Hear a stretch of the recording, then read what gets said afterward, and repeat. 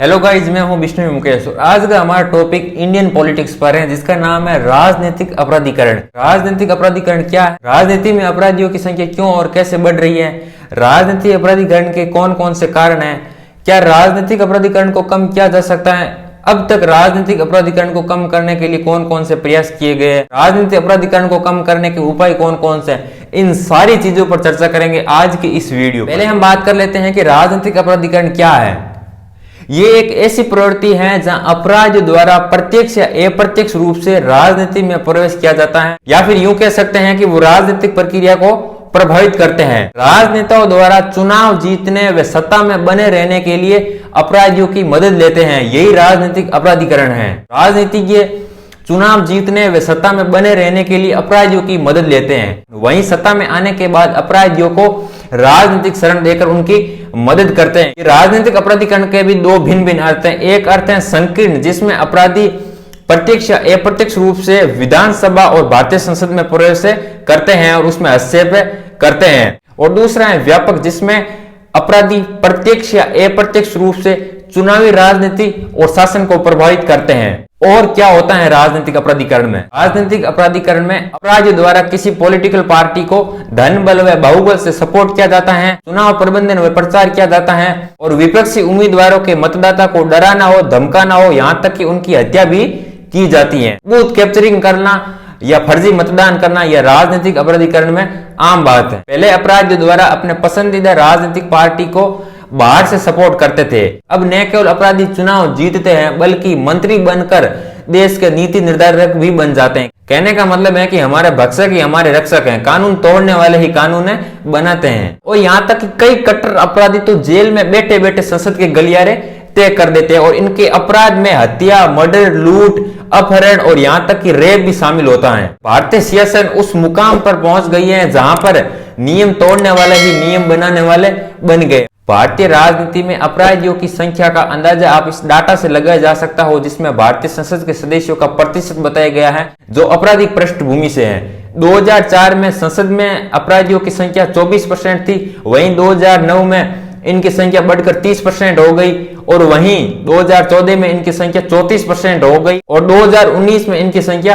43% हो गई। कहने का मतलब है कि 2004 से लेकर 2009 तक इनकी संख्या में 6% की बढ़ोतरी हुई, वहीं 2009 से लेकर 2014 तक इनकी संख्या में 4% की बढ़ोतरी हुई, और 2014 से लेकर 2019 तक इनकी संख्या में 10% की बढ़ोतरी हुई। कहने का मतलब है कि भारतीय राजनीति में अपराधियों की संख्या दिन प्रतिदिन बढ़ती जाती है। तो फिर सवाल यह है कि भारतीय राजनीति में अपराधियों की संख्या बढ़ क्यों रही है? इसका जो पहला कारण है कि भारत में राजनीति को एक फायदेमंद व्यवसाय के रूप में माना जाता है, और यहाँ पर गरीबी, बेरोजगारी और अशिक्षा है, जिसके कारण लोगों को एक्चुअली में नॉलेज नहीं हो पाता है, और पुलिस, राजनेता, नौकरशाह और अपराधियों को आपस में अनैतिक साठगांठ भी राजनीतिक अपराधीकरण का प्रमुख कारण है। और यहाँ पर कानूनों को प्रभावशाली ढंग से लागू भी नहीं किया जाता है। हमारी न्यायिक प्रणाली और निर्वाचन प्रणाली में भी बहुत सारी खामियां हैं। धन बल व बाहुबल का राजनीति में मिश्रण भी एक राजनीतिक अपराधीकरण का प्रमुख कारण है। और अब बात कर लेते हैं कि अब तक भारतीय राजनीति में अपराधियों की संख्या को कम करने के लिए कौन कौन से प्रयास किए गए। विधि आयोग ने अपनी 179th रिपोर्ट में जनप्रतिनिधित्व अधिनियम 1951 में संशोधित करने की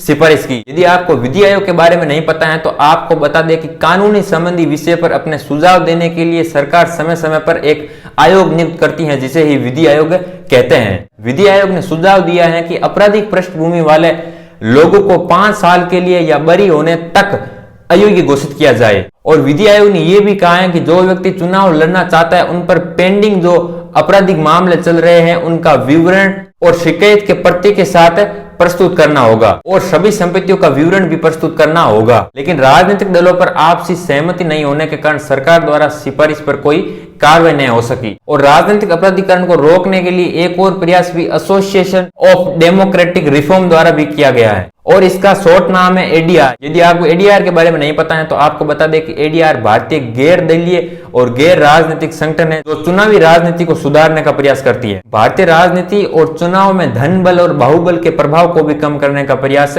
एडीआर करती है। एडीआर ने सुप्रीम कोर्ट के एक फैसले में धारा 33A को सम्मिलित करके जन प्रतिनिधित्व अधिनियम 1951 में संशोधन किया था, जिसमें उम्मीदवार को ये जानकारी देने की आवश्यकता है कि उस पर 2 साल का कारावास या किसी अपराध का आरोप है, और पेंडिंग मामले जिसमें आरोप तय किया गया हो 1 वर्ष या उससे अधिक समय के लिए दोषी ठहराया गया हो। और जन प्रतिनिधित्व अधिनियम 1951 की धारा 8 में कहा गया है कि कोई भी व्यक्ति 2 साल की सजा होने पर और सजा होने के बाद आगे 6 साल तक चुनाव नहीं लड़ सकता है। लेकिन कानून किसी ऐसे व्यक्ति को चुनाव लड़ने के लिए प्रतिबंधित नहीं करती जिसके खिलाफ आपराधिक मामला पेंडिंग है। इसीलिए आपराधिक पृष्ठभूमि वाले उम्मीदवारों की अयोग्यता उनके दोष सिद्धि पर निर्भर करती है। तो ये थे राजनीतिक अपराधीकरण से जुड़े हुए कुछ कानून। और अब चलते हैं राजनीतिक अपराधीकरण को रोकने के उपायों पर। और पहला पॉइंट है, राजनीतिक पार्टियों में अपने अंदरूनी लोकतंत्र होना चाहिए।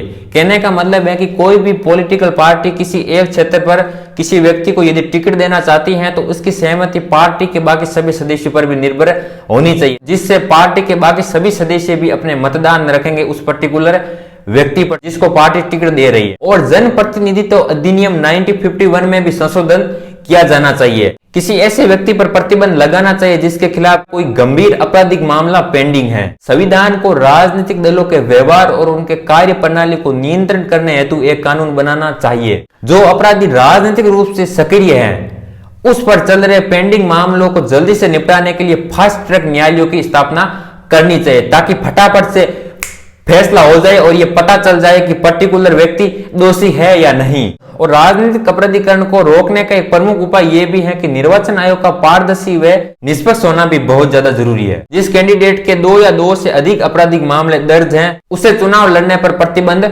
लगाना चाहिए। उन राजनीतिक दलों पर जुर्माना लगा देना चाहिए जो किसी अपराधी को टिकट देते हैं। भारत में नोटा एवं अन्य पुख्ता उपायों की भी व्यवस्था की जानी चाहिए। यदि आपको नोटा के बारे में पता नहीं है तो आपको बता दें कि नोटा एक ऐसा वोट देने का ऑप्शन होता है जहां पर हम किसी भी कैंडिडेट को वोट नहीं देकर नोटा पर क्लिक कर देते हैं, जिससे मीडिया, न्यायालय और हमारे देश के सरकार को यह पता चल सके कि जनता किस प्रकार से राजनीतिक अपराधीकरण से दुखी है। और सबसे इंपॉर्टेंट है कि इलेक्शन की व्यवस्था ऑनलाइन कर देनी चाहिए, ताकि न रहेगी बांस और न बजेगी बांसुरी। मैंने जो यहाँ पर राजनीतिक अपराधीकरण को रोकने के उपाय बताए, इन्हें तो हमारा न्यायालय, हमारी सरकार और निर्वाचन आयोग ही कर सकते हैं, लेकिन हम जनता, हम वोटर अपने स्तर पर किस तरह से प्रयास कर सकते हैं, मैं आपको वो भी बताऊंगा। आपके विधानसभा और लोकसभा क्षेत्र में जितने भी कैंडिडेट चुनाव लड़ने के लिए खड़े होते हैं, उनकी अच्छे से जांच पड़ताल कीजिए, उनका चरित्र देखिए, उनका बैकग्राउंड का पता कीजिए कि कहीं वो अपराधी तो नहीं है। आप किसी ऐसे कैंडिडेट को वोट दीजिए जिसको राजनीति के बारे में जानकारी है और जिनका चरित्र अच्छा है। आपके दिमाग में सवाल आया होगा कि यदि हमारे क्षेत्र में सभी के सभी कैंडिडेट ही अपराधी के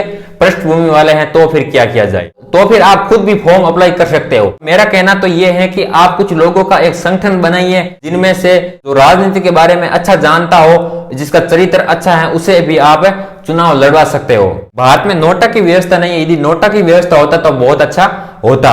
और आप राजनीति से रिलेटेड और किस टॉपिक पर वीडियो चाहते हो, भाषावाद पर, क्षेत्रवाद पर, आतंकवाद पर, भ्रष्टाचार पर, सांप्रदायिकता पर या गठबंधन की राजनीति पर, कमेंट सेक्शन में जरूर बताइए। तब तक के लिए धन्यवाद।